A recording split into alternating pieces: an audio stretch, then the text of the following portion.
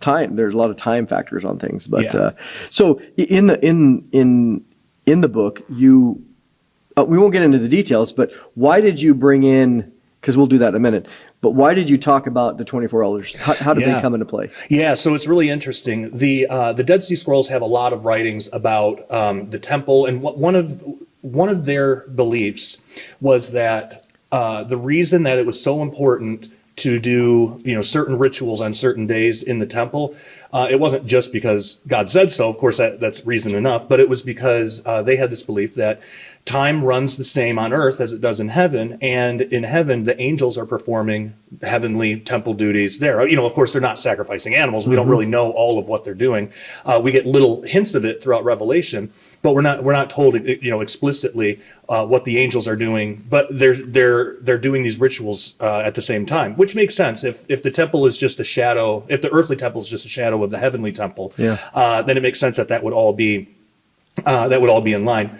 And also, so that plus the Dead Sea Scroll calendar, which I spent a lot of time in the book talking about. Basically, it was the Essenes had this belief that there were 6,000 years of human history and in their calendar, and it's the same calendar that the entire Bible from Genesis to Revelation uses. So you can use this to map out the days of the flood and actually see what days these land on. But you can also do it with prophecy.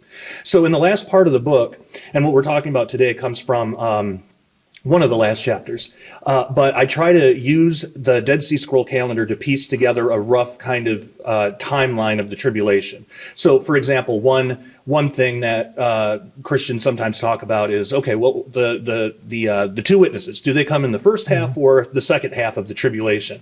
And that's a big debate, and has been since I was a kid, but with the Dead Sea Scroll calendar, we can actually determine it has to be the first half because the day counts don't work out if not. This is a bit of a rabbit trail, but in their calendar they have what's called a leap week. So we have a leap day every 4 years or so. Well, every 5 or 6 years they would have a leap week to reset their calendar. So within a 7-year tribulation, within a 7-year period, you're going to have one leap week somewhere in there. The leap week, as it turns out, is in the first half. It can't be the second half because it throws off all the prophetic counts and it doesn't work. But if it's in the first half, then all of the day counts with the prophetic day counts with the two witnesses lines up perfectly. So we can determine that they come sometime in the first half. So as I was piecing all this together, I realized, well, we got to put the rapture in here somewhere. Where does that fit? And it does seem like now in the Dead Sea Scrolls there isn't anything explicit about the timing of the rapture, but it's all consistent with a pre-trib rapture. They have in the Dead Sea Scrolls they talk about these figures called famous men, and that's probably not the best translation in the world, but in the translation I have, and I don't know how to read the original languages, so I have to go by the translations I have. But when you look at the descriptions, they're with the Messiah at this big end times battle, and they're immortal, and they're not angels. And it's like, well, who else are they? I mean, they're glorified human beings. They're us essentially. And there's other places that talk about these famous men. Well, when I was reading about some of their descriptions, it really seemed to match the 24 elders and the descriptions that they have and what they're doing. Because the famous men have something to do with like songs and praise. It's part of their job. Well, we read that about the 24 elders too. Also, sometimes they're called the Shining Ones in the Dead Sea Scrolls. Oh, yeah. And we see that I believe somewhere in Daniel as Daniel well. 12 and Matthew 13, both. Yeah, exactly. And I think this is all the same group of people. It's us essentially.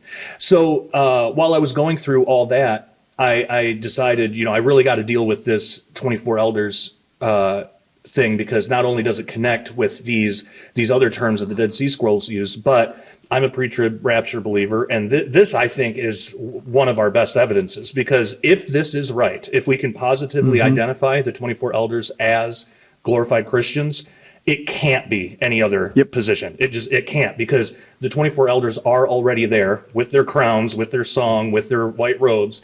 They're already there seated on thrones. And before Jesus even gets the scroll. So that by definition is pre-tribulation. It would have to be. So so I thought, well, this is just too good to not include in the book.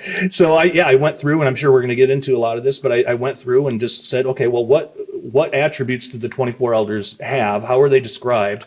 And do we see those descriptions anywhere else in the Bible? And actually, we do in like literally the previous chapter from when the 24 elders are introduced in Revelation 4. Yeah, no, this is awesome, and when we think about as you said, there's a lot of debates on who these are, and so the first thing I want to do is share, and again we're going to get into the nitty gritty, but G.K. Beale, he wrote a book in the New International Greek Testament commentary. He great scholar, great New Testament scholar, and he summarized. He wrote a commentary on the Book of Revelation. I don't recommend it because he's not really he doesn't take it as in a futuristic way, but he kind of, as a lot of scholars do, they try to kind of stand above the fray of all these these people, the dispensational and the preterists and everything. But one of the things that he did good in there was he highlighted the options. Mm-hmm. So here are the variety of potential options as given by him, as summarized. We'll say that I'll say it summarized by him in his commentary Revelation. Number one, that the 24 elders are stars that are like in the sense of constellations. They even though we know there's 12 zodiacal constellations, but it provides a astrological background, and I think he pulls some of that from Revelation 12. The sign in heaven, and number two, they could be 24 angels. Number three, they could be Old Testament saints. Number four, they are angelic heavenly representatives. So they're angels again, but they're representatives of all saints of all time. Number five, they are the patriarchs and apostles, representing the Old Testament and New Testament saints together. Number six, they are representatives of the prophetic revelation of the 24 books of the Old Testament. So you got to allegorize quite a bit to make that work.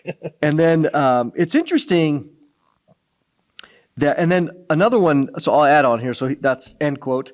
Another one that some people think is that based on Revelation 21 and 22, where you have the gates and the walls of the heavenly city, where you have listed the 12 tribes, and then you have listed the 12 apostles. Yeah.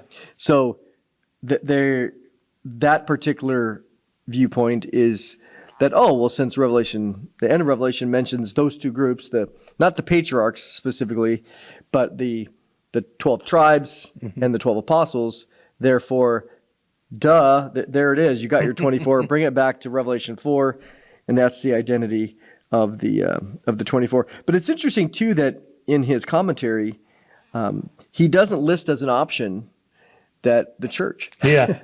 Isn't that interesting? The one that he leaves out. Yep.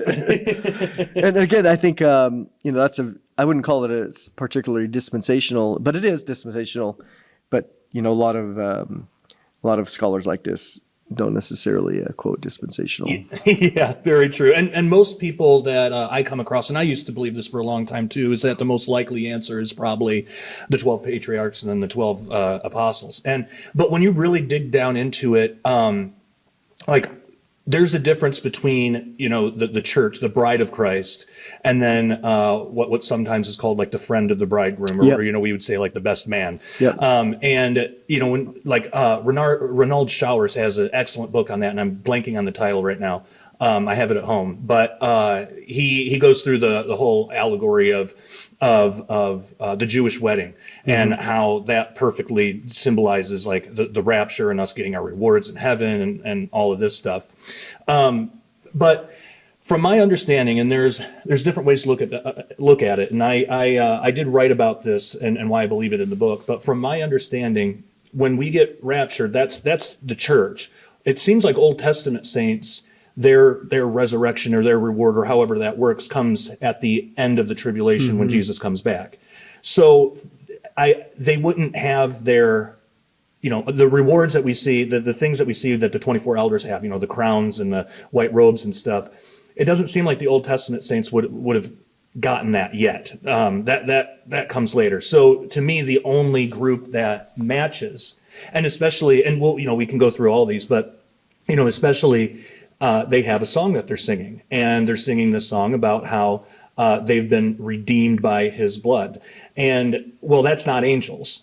For sure. Jesus didn't die for angels. We know the deal with angels. They don't have any kind of redemption plan. It's just if they fall, they're fallen, that's it. No hope of any kind of reconciliation or forgiveness for that. So angels can't be singing that. One of the other main attributes too that stands out to me is that they're seated. Now we know that we as Christians were promised a position with Christ, that we can be seated and rule with him.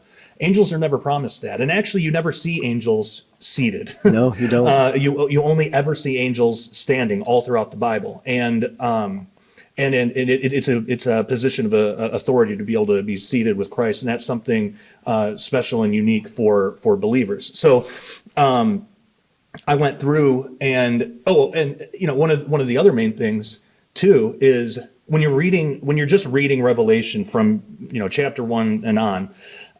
In chapters 2 and 3, you see Jesus make a lot of promises to these churches, to Christians, and he's saying, basically, like if you just hold on and if you overcome, he uses that word a lot too. If you overcome, then you'll get the crown of life, or you'll get white robes, and he says all these things. You'll be able to rule and judge with me, and stuff like that. Well, so that's 2 and 3. And then chapter 4, chapter 4 and 5, we're introduced to the 24 elders, and it gives the same exact descriptions. Now, how confusing would that be if they're not Christians? It would seem like John would have said, like, hey, I know this sounds a lot like what Jesus promised, but just so you know, this is a totally different group. These aren't us. Like, it seems like he would have made that distinction, but since he didn't, I think he knew that it was just obvious. We just got done reading chapters 2 and 3, and we see all the same things, that when we see those in these 24 elders, it's got to be them. It's got to be us in glorified bodies. And again, if that's the case, I don't see any way around it. It has to be a pre-trib rapture. I mean, what you can take any other argument you want. Some might say, but what about this? What about the angels and the gathering and all that? It's like, all of that aside, we can talk about all those other side issues, but this one, if these are glorified Christians, then it absolutely has to be pre-trib, no way around it. Yep, 100%. And as we think about this, the other viewpoints, mid-trib, pre-wrath, post-trib, they're all going to have to come up with a different level of understanding of the 24 elders. Yeah. I think, too, one of the things that I think gives us a understanding, and that is when in Revelation 1:19, we see the outline that Jesus gave. He says, therefore, write the things which you have seen, the things which are, and the things which will take place after these things. And so you have a past, present, future there, which is very important, because, what people need to remember is that the impression that I get is that John either wrote 7 separate copies of the book of Revelation, which were sent to each church, right? Because Jesus says, I want you to write this to the church at Philadelphia or the church at Ephesus. And so he at least wrote each of them, maybe, remember, every church at least got a separate letter to some degree, because he was writing specifically to them. Did it include all the rest of the chapters of Revelation? I imagine that it seems like it would. He had time. He was on the island of Patmos. But the outline that he gives there in Revelation 1:19 sets the stage. This phrase metatauta, after these things, is very, very clear. Yeah. He says, okay, write the things which you've seen, chapter 1. Write the things which are, which is the churches. Here's your problems you're having. 2 and 3. Yeah. And then chapter 4:1 is metatauta, and which tells you, okay, after these things, John, he's in the Spirit. He hears the voice come up. He's up there, and boom, he's immediately in the throne room. And that's one of the things that I think, in the sense of a lot of people say, well, you can't finalize the chronology of the book of Revelation, and there is some chronological nuances there, because we know, like chapter 7, chapter 11, 12, they're all parenthetical. They kind of they step back for a moment and give this bird's eye view. Yeah. But there is chronology. Obviously, there's a chronology of the second seal or the second trumpet or the second bowl happening after the first one. Yep. Right? So there is this chronology there. And so even the outline itself of the book of Revelation, metatauta, chapter 4, verse 1, is after the things which are the churches. And now one of the things that I wrote about, which I get your thoughts on, is that if we look, one of the things that's striking to me is we have a throne room scene in chapter 4 and 5. But what I wanted to do was, well, let's compare that with Isaiah chapter 6, or even Ezekiel 1, or even Exodus, where you have kind of these throne room scenes, primarily Isaiah 6.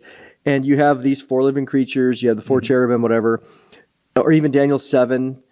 But there's no, in the Old Testament, there is no group of 24. Yep. Anywhere around the throne. You got the living creatures, you got the other angels, you got the attendant angels, you have the Son of Man, but yet no 24. But yet in the New Testament, at metatauta, after these things, John comes up, and there's this group of 24. It's like, hey, where'd these guys come from?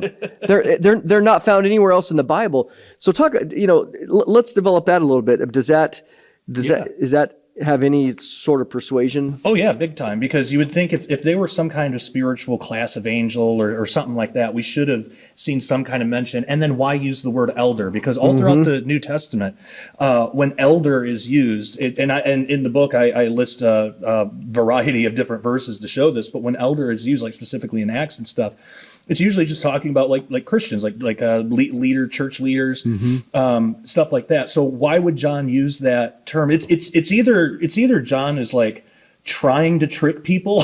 He's like trying to be trying to use terms to make somebody think a certain way. It's just John wasn't dumb. He knew what he was describing, and if it wasn't Christians, glorified Christians, why did he use those words? It would be almost like purposely deceitful, Yep. And because he could have said angels, or he could have said seraphim or cherubim, or like any number of things. He knows what angels are. He talks about angels all throughout Revelation, and but he makes a clear distinction between the 4 living creatures around the throne and the 24 elders in that throne scene. These are 2 different groups. If they were of the same group, if they were all angels, I don't see why separate them into these 2 groups. And then, but yeah, you're absolutely right, and that's a really good point. That these 24 elders, the only reference we get to anything even remotely like this is in the Old Testament. There were 24 courses for the temple. Correct. Yeah. So, and that to me, I think lends more evidence to this idea of the 24 elders being glorified Christians as being true, because as I said before, the heavenly temple is like the real thing, and then the earthly temple is the standard. It's a copy. We know that in Hebrews that it's a copy. And even in Exodus, he says, God tells Moses, make it according to the pattern that I showed you. And so if the priests serve the shadow on the copy, that's the whole theology of Hebrews. And that's why in Revelation 16 we see the ark, right? There's a real ark in heaven. It's not the earthly ark. It's not the earthly ark. So we have this pattern for sure. Yeah. So we get this pattern of these 24 courses of temple duties that the priests in the Old Testament would perform. So it makes sense to me, if God wants his temple run like that. Well, that's the shadow, and then, but of course, at that time, that wasn't the church age. There weren't glorified humans yet. So, that's where we got to do a little bit of guesswork, because we're not told exactly how the heavenly temple operates. We get little pieces, like in Revelation 8. There is an angel and it is an actual angel performing the heavenly temple duty of what would be the Day of Atonement. Like incense. Yeah. And so we get little hints of it. So it's like, okay, there are times where angels do perform some kind of duty here. So we do get that. But again, it makes a big distinction between angels and these 24 elders. And I think it's clear that the 24 elders are glorified humans. Well, and we, when you go to Isaiah 6, and Isaiah sees the Lord and he freaks out. Oh man, I'm busted, right? Yeah. I'm a man of unclean lips and unclean people. And then we have an angel dispatched to go over to the altar Mm-hmm. to with some tongs and grabs a coal and comes over to his mouth and purifies it Yep. at that moment. And so that's what he went over to the altar. He went over to the altar of incense or whatever to pull out some burning coals. I mean, that's very priestly ish. We're not saying they're priests because, again, as you mentioned in Hebrews chapter 2, angels, there's no salvation plan for angels. Right. We only get redemption for humans, the sons of Adam, which Jesus became one. But there is the function of of this heavenly temple, which again is a pattern for down below.